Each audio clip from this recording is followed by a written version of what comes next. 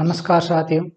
आज हम Delhi metro rail corporation limited द्वारा जो 19 फरवरी 2017 को द्वितीय पारी में मेंटेनर इलेक्ट्रीशियन भर्ती परीक्षा आयोजित की थी, उसका जो पेपर है वो हल करेंगे।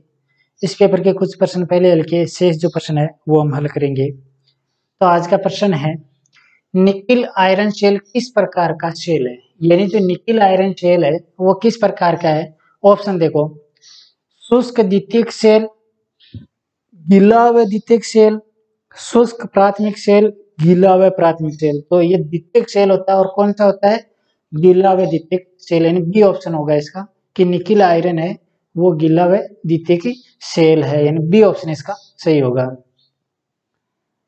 अगला क्वेश्चन है, इंचिंग ऑपरेशन को क्या दूसरा नाम दिया जा सकता है? इंचिंग क्या होता है कि यह एक दोहरा पुश बटन होता है जिसके द्वारा कोई मोटर है उसको अल्प समय के लिए प्रचलित करके देखते, जैसे कि लेथ मशीन के अंदर हम करते को संयोजित करते हैं, यानी सेटिंग करते हैं जो जॉब है अपने उसको, या कोई पेपर कटिंग है उसमें पेपर की कट सेट करनी है, तो अल्प समय के लिए बहुत कम विस्थापन प्रचलित करना होता है। इसके लिए हम जो परिपथ काम में लेते हैं वो इंचिंग परिपथ कहलाता है और इसका दूसरा नाम जोकिंग परिपथ भी है। तो इंचिंग का दूसरा नाम क्या होता है? जोकिंग। यानी इंचिंग हो या जोकिंग परिपथ को, दोनों एक ही चीज है। तो ऑप्शन देखो, स्टार्टिंग, स्टॉपिंग, जॉकिंग, ब्रेकिंग। तो राइट आंसर हो जाएगा सी, जोकिंग परिपथ है। अगला क्वेश्चन है, डीसी जनरेटर निम्न में से किस तरह से कनेक्टेड होने से अवशिष्ट चुंबकत्व की मौजूदगी महत्वपूर्ण नहीं है? यानी जो डीसी जनरेटर है वो किस प्रकार से संयोजित होने पर अवशिष्ट चुंबकत्व है उसकी आवश्यकता नहीं होती है? तो जो प्रत्यक्ष उत्तेजित जनरेटर होता है उसमें अवशिष्ट चुंबकत्व की आवश्यकता नहीं होती है, जबकि स्व उत्तेजित जनरेटर जैसे कि सीरीज, शंट या कंपाउंड है, इनमें आवश्यक होता है, यानी जो अवशिष्ट चुंबकत्व है वो होना आवश्यक है। जबकि प्रत्यक्ष उत्तेजित जनरेटर है जिसे हम सेपरेटली एक्साइटेड जनरेटर भी कहते हैं, इसमें अवशिष्ट चुंबकत्व की आवश्यकता नहीं होती है। तो राइट आंसर क्या हो जाएगा? ऑप्शन देखो, शंट जनरेटर इसमें होती है, यौगिक जनरेटर इसमें भी होती है, श्रेणी इसमें भी होती है, प्रत्यक्ष उत्तेजित जनरेटर इसमें नहीं होती है। तो डी ऑप्शन इसका सही होगा।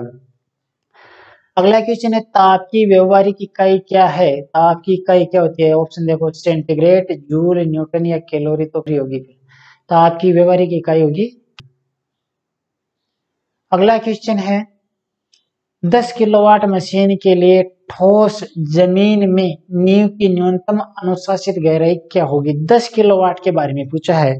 तो देखो क्या रखी जाती है कि 7.5 किलोवाट से 20 किलोवाट तक यदि कोई मशीन का फाउंडेशन भरना है तो इसकी दूरी रखी जाती है 15 से 20 सेमी।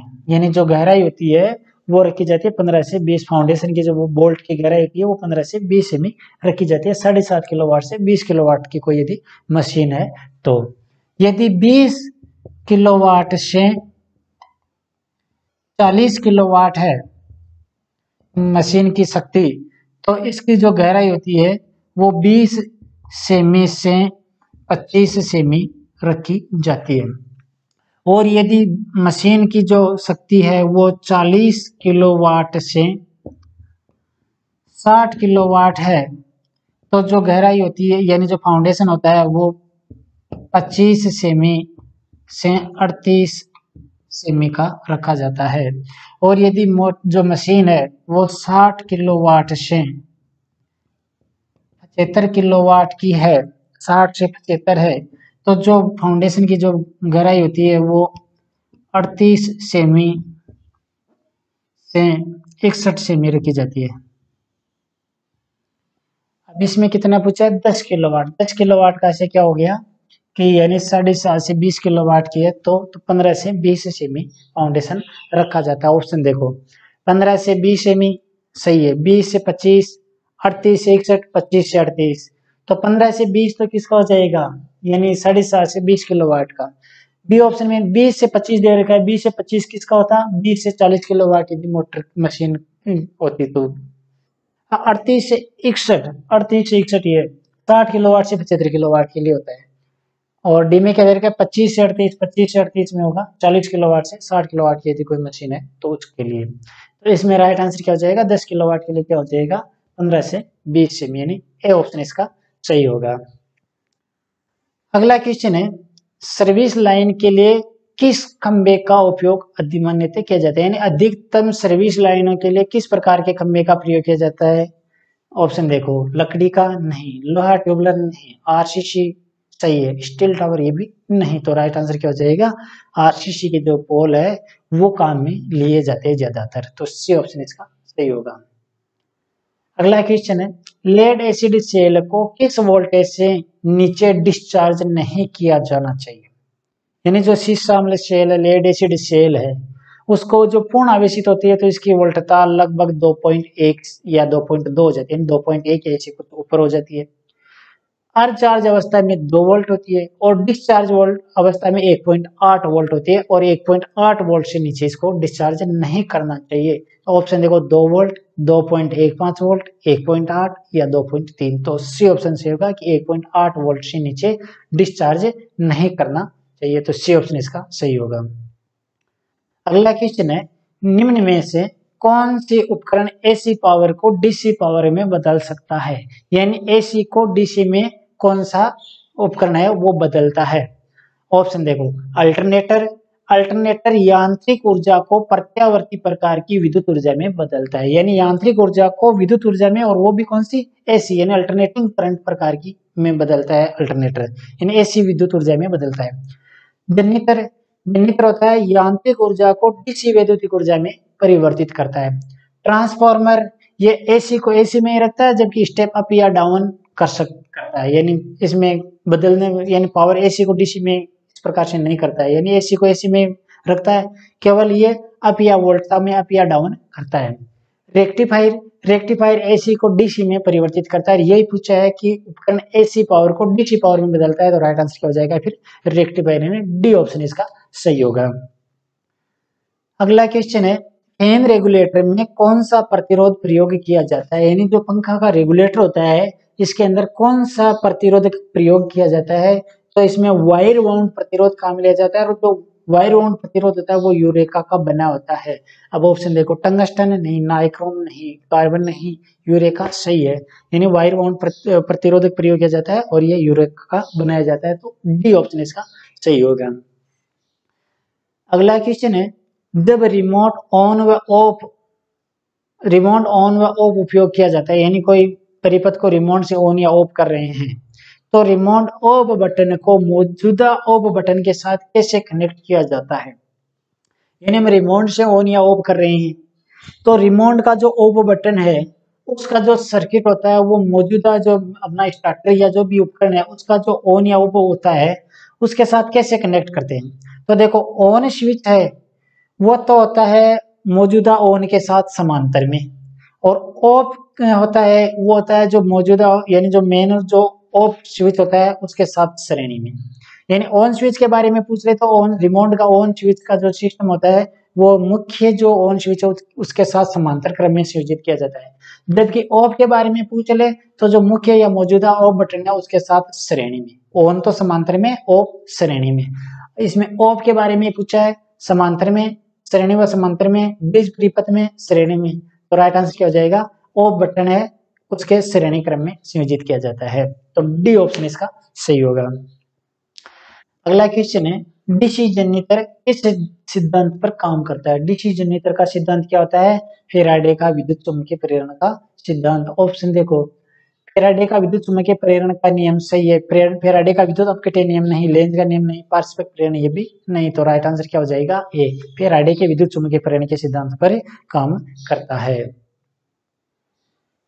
नेक्स्ट क्वेश्चन है, निम्न में से किसके उपयुक्त उपयोग से ट्रांसफार्मर में हिस्टैरिसीस हानि को कम किया जाता है, यानी हिस्टैरिसीस हानि को कम करने के लिए क्या किया जाता है, हिस्टैरिसीस हानि को कम करने के लिए इस प्रकार के पदार्थ का प्रयोग किया जाता है जिसका हिस्टैरिसीस नियतांक कम हो, जैसे कि जो मध्यम या निम्न आवर्ती है इसके लिए सिलिकॉन स्टील का काम प्रयोग किया जाता है, उच्च आवर्ती वाले ट्रांसफार्मरों में फेरिट कोर का प्रयोग किया जाता है क्योंकि इसका हिस्टैरिसीस नियतांक कम होता है। तो हिस्टैरिसीस हानि के बारे में पूछा है तो क्या हो जाएगा, जो कोर में हम पदार्थ कहाँ में ले रहे हैं वो, यानी कोर की किस्म कह सकते हैं इसे, तो कोर की पदार्थ सही है, कुंडली की संख्या, भार, लेमिनेशन की मोटाई, लेमिनेशन की मोटाई को कम करके तो हम एडी करंट लॉसेज को कम करते हैं, यानी पतली पतली पत्तियों का प्रयोग करके और एक दूसरे को इंसुलेटेड करके तो एडी करंट लॉसेज कम करते हैं। इसमें हिस्टैरिसीस लॉसेज के बारे में पूछा है तो क्या हो जाएगा, कोर के पदार्थ, यानी ए ऑप्शन इसका सही होगा। अगला क्वेश्चन है, विद्युत प्रवाह की वह मात्रा क्या है जो दर्दनाक विद्युत झटका दे सकती है, यानी गंभीर आघात किस से लगता है। तो देखो 20 मिली एम्पियर तक यदि धारा शरीर में से प्रवाहित होती है तो सामान्य आघात लगता है। 20 मिली एम्पियर से अधिक यानी 50 मिली एम्पियर तक की धारा प्रवाहित होती है तो गंभीर आघात लगता है, और 100 मिली एम्पियर की धारा प्रवाहित हो जाए क्षण भर के लिए तो व्यक्ति की मृत्यु हो सकती है। तो इसमें गंभीर आघात के बारे में पूछा है कि दर्दनाक विद्युत झटका दे सकता है तो 50 मिली एम्पियर, तो राइट आंसर क्या हो जाएगा 50 मिली एम्पियर, यानी सी ऑप्शन इसका सही होगा। अगला क्वेश्चन है, यदि इनलेट पाइप चोक यानी ब्लॉक हो तो क्या होगा, यानी इनलेट जिसके द्वारा, यानी मान लो कोई, ये किसके बारे में पूछ रहा है, वॉशिंग मशीन के बारे में पूछ रहा है कि वॉशिंग मशीन के अंदर इनलेट पाइप है वो ब्लॉक हो जाए, जिससे पानी ड्रम के अंदर आ रहा है वो ब्लॉक हो जाए तो क्या होगा, ड्रम में पानी नहीं आएगा। कई बार पूछ लेते हैं आउटलेट पाइप यानी जो बाहर जा रही है वो ब्लॉक हो जाए तो ड्रम खाली नहीं होगा, यानी जो गंदा पानी होगा वो बाहर नहीं जाएगा। तो इसमें इनलेट पाइप चौक हो रही है यानी ब्लॉक हो रही है तो क्या होगा, जो ड्रम है उसके अंदर पानी नहीं भरेगा। अब ऑप्शन देखो, मशीन ऑन नहीं हो सकेगी, एजिटेटर नहीं घूमेगा, वॉश ड्रम में पानी नहीं भरेगा, मशीन ओवरलोड होगी। तो सी ऑप्शन इसका सही होगा कि जो वॉश ड्रम है उसमें पानी नहीं भरेगा, सी ऑप्शन इसका सही होगा। अगला क्वेश्चन है, एक ऐसी स्क्वायरल केज इंडक्शन मोटर धीमी गति से चल रही थी और सामान्य भार लेने में असमर्थ थी, जब मोटर रुकी तो फिर से स्टार्ट नहीं हो सकी, इस परिस्थिति का क्या कारण है। यानी एक मोटर है वो चल तो रही है परंतु भार नहीं ले रही है, अब यदि उसको बंद करके वापस स्टार्ट करते हैं यानी रोक करके वापस स्टार्ट करते हैं तो वो स्टार्ट भी नहीं हो रही है, क्या कारण हो सकता है। अब ऑप्शन देखो, मोटर ओवरलोड है, आपूर्ति वोल्टेज कम है, आपूर्ति वोल्टेज उच्च है, सप्लाई एक फेज है। तो इन ऑप्शनों में से डी ऑप्शन से होगा कि सिंगल फेजिंग हो गया, यानी एक सप्लाई विच्छेदित हो गई, एक फेज विच्छेदित है, केवल मोटर दो फेज पर ही चल रही है, इस कारण से ये कंडीशन बना रही है। तो ये इसका राइट आंसर क्या हो जाएगा, डी की सप्लाई एक फेजिंग है, यानी सिंगल फेजिंग हो गया, एक फेज विच्छेदित हो गया है।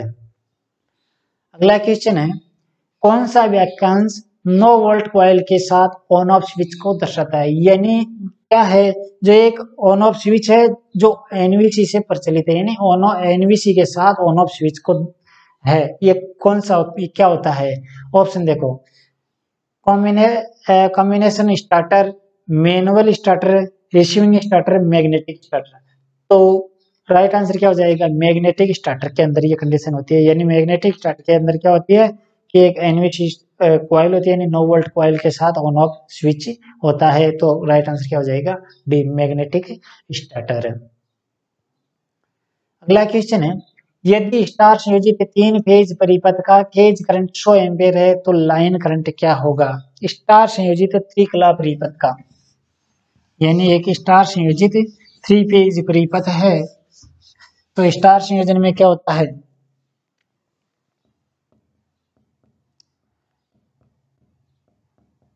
स्टार संयोजन में VL बराबर होता है √3 VP, IL बराबर होता है IP, जबकि डेल्टा संयोजन में VL बराबर होता है VP, IL बराबर होता है √3 IP। इसमें पूछा क्या है, स्टार संयोजन 3 फेज परिपथ में फेज करंट यदि ये 100 एम्पियर है तो IL का मान क्या होगा, IL भी 100 एम्पियर ही होगा, क्योंकि दोनों बराबर है, IL और IP का मान बराबर है। तो IP 100 एम्पियर है तो IL भी 100 एम्पियर ही होगा। तो राइट आंसर क्या हो जाएगा, 100 एम्पियर किस में है, डी ऑप्शन में देखो, तो राइट आंसर हो गया डी 100 एम्पियर। और यदि यही डेल्टा के अंदर पूछ ले कि परिपथ का फेज करंट 100 एम्पियर है तो लाइन करंट क्या होगा डेल्टा में, तो √3 यानी 1.732 इंटू 100 कितना हो जाता है 173 पॉइंट समथिंग, तो राइट आंसर यानी 173 होता, जबकि इसमें स्टार में बचा तो क्या हो जाएगा 100 एम्पियर। तो डी ऑप्शन इसका सही होगा। अगला क्वेश्चन है स्क्वायरल केज इंडक्शन मोटर में यदि दो रोटर बार खुला परिपथ बन जाए तो रोटर कैसे चलेगा। यानी स्क्वायरल केज इंडक्शन मोटर है और इसके अंदर जो रोटर छड़ है वो दो रोटर छड़े ओपन हो गई यानी परिपथ उनका खुल गया है तो क्या होगा। अब ऑप्शन देखो, शोर के साथ बहुत धीमी गति से चलेगी, शोर के साथ बहुत तेज गति से चलेगी, कतई नहीं चलेगी, शोर करेगी और चलेगी नहीं।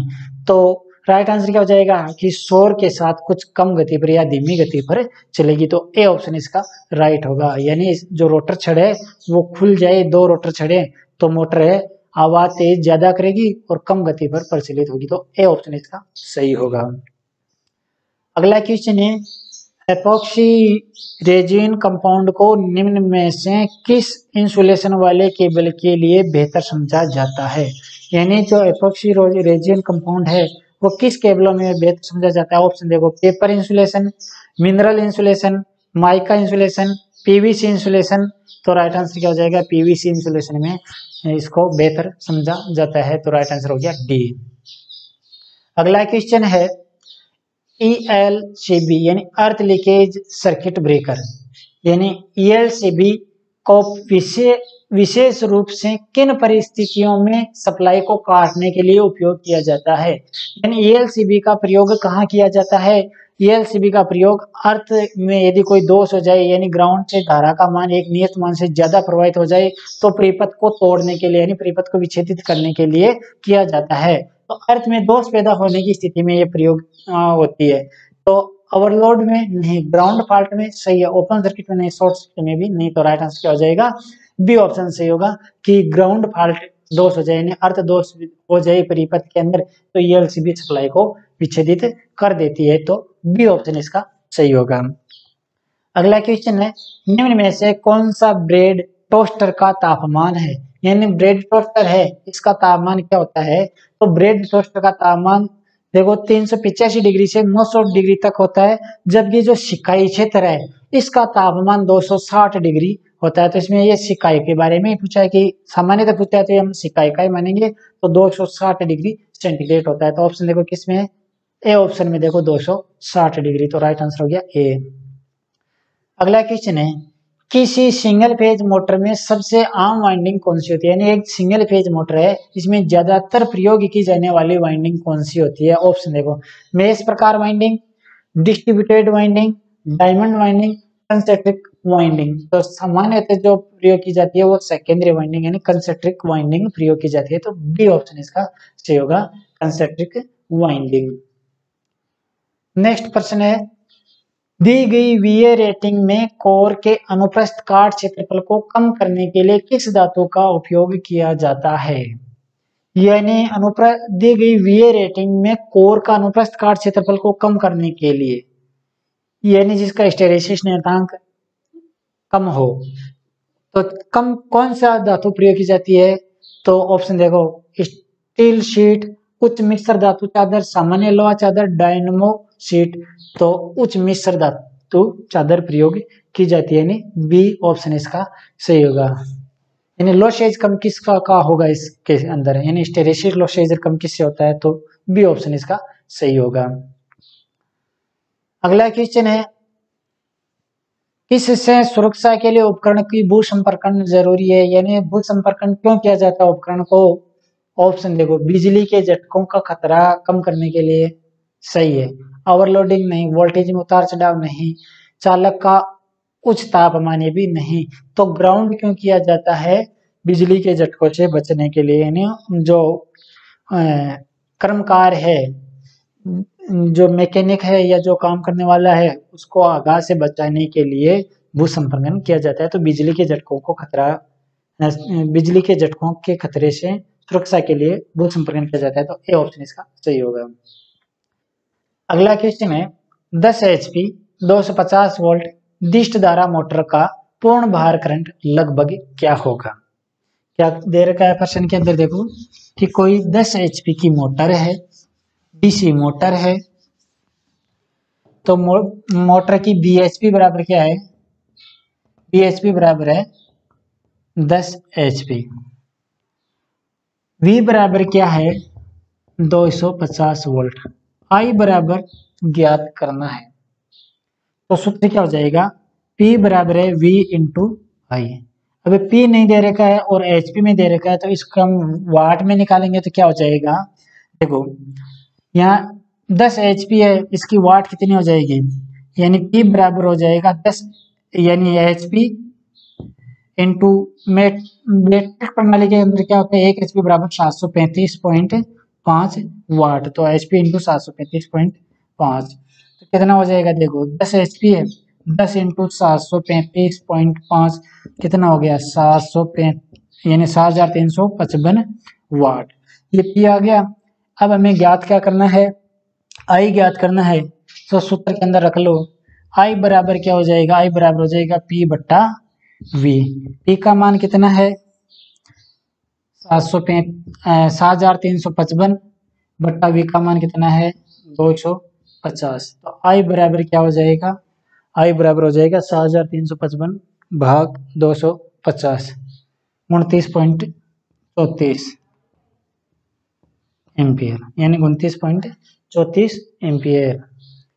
क्या हो जाएगा, राउंड फिगर में कितना हो जाएगा 30 एम्पियर, यानी ये 30 एम्पियर हो जाएगा। तो राइट आंसर क्या है 30 एम्पियर। किस ऑप्शन में है, सी ऑप्शन में, देखो 30 एम्पियर। तो राइट आंसर हो गया सी 30 एम्पियर। तो ये कुछ प्रश्न थे इस पेपर से संबंधित, शेष जो प्रश्न है वो नेक्स्ट वीडियो में रहेगा। ठीक है साथियों।